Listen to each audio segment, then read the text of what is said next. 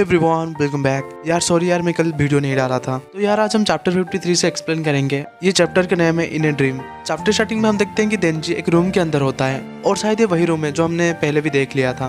तभी देंजी एक आवाज सुनता है और ये आवाज वो दरवाजे के पीछे से आ रही होती है और कोई कह रहा होता है कि इसको खोलना मत। और तभी हमें दिखा जाता है कि देंजी अपने नींद से चौंकते हुए जाग जाता है और तभी देंजी के आगे वही पावर की म्यू होती है और तभी देंजी कहता है कि फिर से एक बुरा सपना। नेक्स्ट सीन में हम देखते हैं कि देंजी अक्की एंड पावर खाना खाने के लिए बैठे होते हैं और यहाँ पर पावर अपनी बिल्ली को कह रही होती है कि म्यू तुम गद्दार हो। जब मैं यहाँ पर नहीं थी तो तुम देंजी के पास सो रही थी और जब मैं यहाँ पर हूँ तभी भी तुम वहाँ पर ही सो रही हो। वो कहती है कि यकीन तोड़ना ये तो इंसान की सबसे बड़ा ट्रेट है ना। और यहाँ पर हम देखते हैं कि देंजी जो कि रेजी के बारे में याद कर रहा होता है, वो सोच रहा होता है कि मेरा हार्ट रेजी के पास रह गया और अब मैं पूरी जिंदगी खुश भी नहीं हो सकता।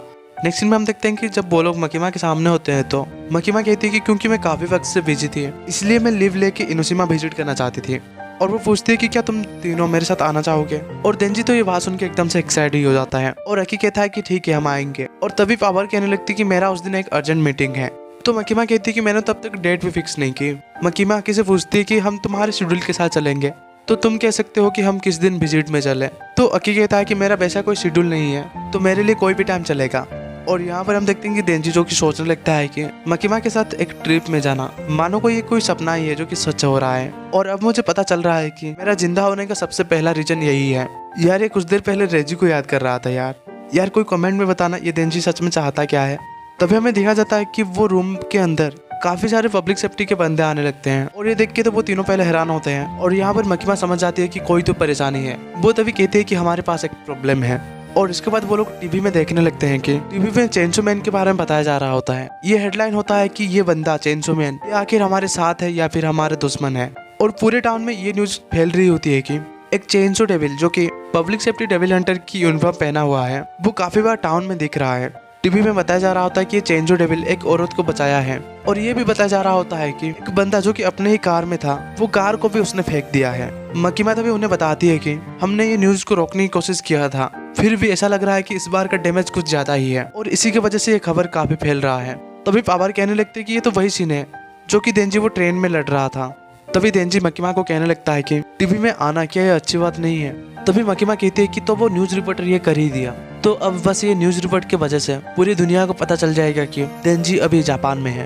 तो अब अमेरिका एंड चाइना को देंजी चाहिए होगा। उन्हें देंजी की तरह ही कोई चाहिए जो कि डेविल या फिर फिन ना हो और उनके लिए इसका वैल्यू काफी ज्यादा है। और यहाँ पर देंजी जो कि पूछने लगता है कि तो हम इनोशिमा जा रहे हैं ना, क्या वो किसी तरह की आइलैंड है। और तभी मकीमा कहती है कि वो ट्रिप पोस्टपोन हो चुका है। और ये बात सुन के तो देंजी एकदम से चौंक ही जाता है। इसके बाद हम देखते हैं कि वो मकीमा वहाँ से जाने लगती है और वो उन लोगों से कहने लगती है कि कुसुकावे एंड तमाकी को बुलाने के लिए जो कि Miyagi public safety devil extermination division 2 में है और public safety devil extermination division 1 से सुबारू को भी बुलाने के लिए और इसके साथ साथ हिरोफुमी योशिदा को एक महीने के लिए हायर करने के लिए। हम देखते हैं कि देंजी जो कि इस बात से काफी हैरान होता है लेकिन पावर जो कि काफी खुश हो रही होती है। मकीमा यहाँ पर जाते हुए बताती है कि देंजी आगे आने वाले दिनों में सारे दुनिया के देशों से तुम्हें मारने की कोशिश किया जाएगा और इसीलिए तुम्हें अपने फ्रीडम को ध्यान रखना होगा। और ये बात से तो देंजी एकदम से हैरान ही हो जाता है। मकीमा बताती है कि हमें और डिस्ट्रैक्शन नहीं चाहिए और हम गन डेविल से अगले साल लड़ लेंगे।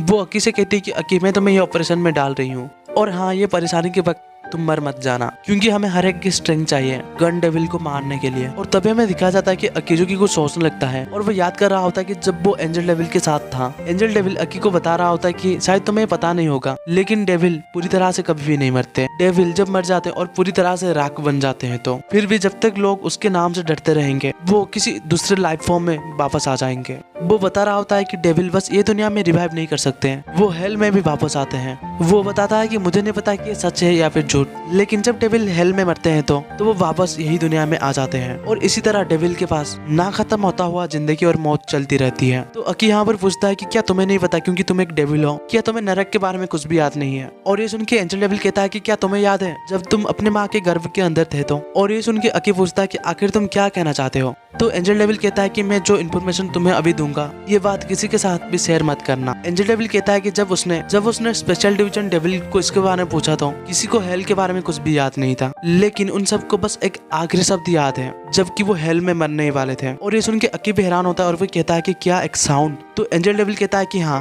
वो कहता है कि ये बात अजीब है क्योंकि स्पेशल डिवीजन के हर एक डेविल उन सबको बस एक ही आवाज सुनाई दी। तो अकी भी तभी पूछता है कि आखिर वो किस तरह की आवाज थी। और यहाँ पर एंजल डेविल कहने लगता है कि जब मैं आखिरी लड़ाई में वो चेनसो की इंजन को स्टार्ट कर रहा था तो वो चेनसो एक ब्रूम साउंड की और ये वही आवाज थी जो कि वो लोग सुने थे। यार इसके बाद हमें स्टैचू ऑफ लिबर्टी का सीन दिखाया जाता है। तभी हमें अमेरिका में 3 बंदे दिखाए जाते हैं जहाँ पर एक बंदा कह रहा होता है कि हमें इस बार एक जॉब मिला है और वो है एक पर्सन को हंट करना। तो ये सुन के वो दूसरा बंदा कहता है कि क्या किसी को हंट करना? क्या किसी हॉट लड़की को तो नहीं? वो बंदा कहता है कि जापान के बारे में तो एक बात ही है और वो बात है वहाँ की लड़कियाँ। तो तभी ये बात सुन के और एक बंदा कहता है कि बड़े भाई हम जो भी देश में जाते हैं तो बस तुम्हारे लिए तो लड़कियाँ ही मैटर करती है। एक बंदा न्यूज दिखाते हुए कहता है कि हम ये चेनसो मैन को मार के वापस अमेरिका लेके आएंगे और हमें इसके लिए $2 मिलियन मिलेंगे। और ये बात सुन के बाकी 2 बंदे हैरान होते पूछने लगते हैं कि यार 2 मिलियन, तुम्हें इसमें कितना जीरो होते उतना भी पता है ना? तो वो बंदा कहता है कि काफी खतरनाक काम होगा, हमें उस चेनसो मैन को public safety and police protection से बाहर लेके आना होगा और हम ये भी पता नहीं लगने देंगे कि हम वहाँ पर गए थे। और ये बात सुन के और एक बंदा चौंकते हुए कहने लगता है कि तो इसका मतलब ये चांस है कि हम मर सकते हैं, हमें ये काम को मना कर देना चाहिए। और इसके रिप्लाई में वो बंदा कहने लगता है कि क्या हम मारे जा सकते हैं? वो कहता है कि क्या तुम्हें पता नहीं कि हम मारे नहीं जा सकते हैं? वो कहता है कि जब गन डेविल ने हमारे घर को बर्बाद कर दिया था, हमारे पापा, मॉम और ग्रैंडमा सारे मर गए लेकिन हम बच गए। और ऐसे कि जब एक डेविल ने हमें खा ही लिया था और हम जलने ही वाले थे और फिर भी जब हम तीनों ने जहर भी खा लिया था तो हम नहीं मरे थे। और वो बंदा उन लोगों को कह रहा होता है कि हम मर नहीं सकते। और यहाँ पर वो लोग रेडियो के कहीं पर जाने लगते हैं। इसके बाद हम 2 लोगों को देखते हैं जो कि फॉक्स को हंट करने के लिए एक स्नो के पहाड़ में गए होते हैं। तो वहाँ पर एक बंदा जिसका नाम होता है टोल्का, वो पूछने लगता है कि मास्टर आखिर ये फॉक्स हंट का क्या मतलब है? तो उसका मास्टर कहने लगती है कि क्या तुम्हें ऐसा लगता है कि तुम किसी की जिंदगी ले रहे हो? तो वो बंदा कहता है कि क्या किसी की जिंदगी लेना? वो बंदा कहता है कि नहीं, बस मुझे ये धनुष की धागा की वाइब्रेशन फील हो रहा था। और यहाँ पर वो लोग एक फॉक्स को मार देते हैं। वो लड़की पूछ रही होती है कि टल्का, क्या तुम्हें ऐसा महसूस हो रहा है कि तुमने किसी की जिंदगी ले ली? तो वो बंदा कहता है कि नहीं, जब मैं पहले घर में था तो मैं जानवर की खाल बाहर निकालता था तो मुझे ज्यादातर कुछ महसूस भी नहीं हो रहा है। और यहाँ पर वो लोग फॉक्स को कुक करके खाने वाले होते हैं। वो लड़की बार बार पूछ रही होती है कि क्या तुम्हें ऐसा महसूस हुआ कि तुमने किसी की जिंदगी ले ली? तो वो बंदा कहता है कि नहीं। तभी वो लड़की कहती है कि ओ ऐसी बात है। वो लड़की कहती है कि टोल्का, अभी जो हम कर रहे हैं वो डेविल हंटर जॉब नहीं है। तभी हम देखते हैं कि वो लड़की देंजी की फोटो दिखाते हुए कहने लगते हैं कि हमें इस 16 साल की लड़के को मारना होगा। तो टोल्का भी कहने लगता है कि हाँ मैं ये कर सकता हूँ। वो लड़की कहती है कि टोल्का, हम इसके साथ वही करेंगे जो अभी हम वो फॉक्स के साथ किया। वो कहती है कि हम उसे मार देंगे और इसके बाद हम उसके हार्ट को बाहर निकालेंगे जैसे कि हम करते आए हैं। और ये बात सुन के तो वो बंदा पहले हैरान होता है लेकिन तभी वो कहता है कि मास्टर मैं ये कर सकता हूँ। वो लड़की तभी कहती है कि अगर ये एक काम खत्म हो जाएगा तो तुम भी डेविल हंटर की काम से छूट सकते हो। और ये सुन के वो लड़का कहने लगता है कि आपके पास भी बस आधा साल बचा है और मैं चाहता हूँ कि आप शांति से वक्त जिए। इसके बाद हमें और एक लड़का का सीन दिखा जाता है और ये यहाँ पर इन लड़कियों के साथ क्या कर रहा है यार खुद ही समझ जाओ। तभी वहाँ पर और एक बंदा पहुंच जाता है और वो कहता है कि तुम्हारे लिए एक काम है। वो कहता है कि तुम्हें जापान जाना होगा और ये 100 मैन को पकड़ना होगा। तो वो बंदा पूछता है कि तो इसके लिए मेरा रिवार्ड क्या है? तो वो बंदा कहने लगता है कि ये आज तक का तुम्हारा सबसे खतरनाक काम होगा। जनरल ने भी ये भी कहा है कि हम तुम्हारी कोई भी रिक्वेस्ट को पूरा करेंगे। और ये सुन के वो बंदा कहने लगता है कि तो लेडीज मुझे बताओ कि तुम लोगों को क्या चाहिए? तो यहाँ पर वो बंदा वही पुलिस ऑफिसर से कहने लगता है कि इन लड़कियों को कम से कम human right and basic education provide करने के लिए। तो वो पुलिस ऑफिसर भी कहने लगता है कि ठीक है हम इसके ऊपर ध्यान देंगे अगर तुम ये मिशन में सक्सेस होगे तो। नेक्स्ट सीन में हम देखते हैं कि मकीमा जो कि किसीबे के साथ होती है, वो कहती है कि उन्हें पता चला है कि चाइना से क्वेनेक्सी असासियन के तौर में आने वाले हैं और उसके साथ साथ उसके फिन साथी भी यहाँ पर आने वाले हैं। वो बताते हैं कि अभी तक तो और कोई असासियन के बारे में पता नहीं चला। मकीमा तभी कहती है कि और एक है जिसके ऊपर हमें ध्यान देना होगा और वो है जर्मनी के सांता क्लॉज। और ये सुन के किसीबे पूछते हैं कि क्या तुम्हें लगता है कि वो आने वाले हैं? तो मकीमा कहती है कि मैं इसके बारे में तो पहले से नहीं कह सकती क्योंकि ये रूमर है कि वो काफी एज होने की वजह से मारे गए हैं। तो किसी भी यहाँ पर बताता है कि अगर वो अपने डेविल यूज करेंगे तो सब कुछ खत्म हो जाएगा। इसके बाद हमें एक लेक या फिर ये पार्क का सीन दिखाया जाता है जहाँ पर हम देखते हैं कि एक बंदा चलते हुए एक ओल्ड मैन के पास जाता है और वो तभी वही ओल्ड मैन के पास पहुंच के कहने लगता है कि क्रिसमस जल्दी आने वाली है। और ये सुन के वो ओल्ड मैन कहता है कि तो किसको प्रेजेंट चाहिए? तो वो बंदा कहने लगता है कि इस बार चेनसो डेविल जो कि जापान में है। वो पूछता है कि क्या तुम उसे ढूंढ सकते हो? तो वो ओल्ड मैन कहता है कि तो इसके लिए क्या रिवार्ड है? वो दूसरा बंदा पूछता है कि तो तुम्हें इसके लिए क्या चाहिए? तो वो ओल्ड मैन कहता है कि मुझे इसके लिए 4 अच्छे दिखने वाले बच्चे चाहिए, चाहे उनके जेंडर कुछ भी हो।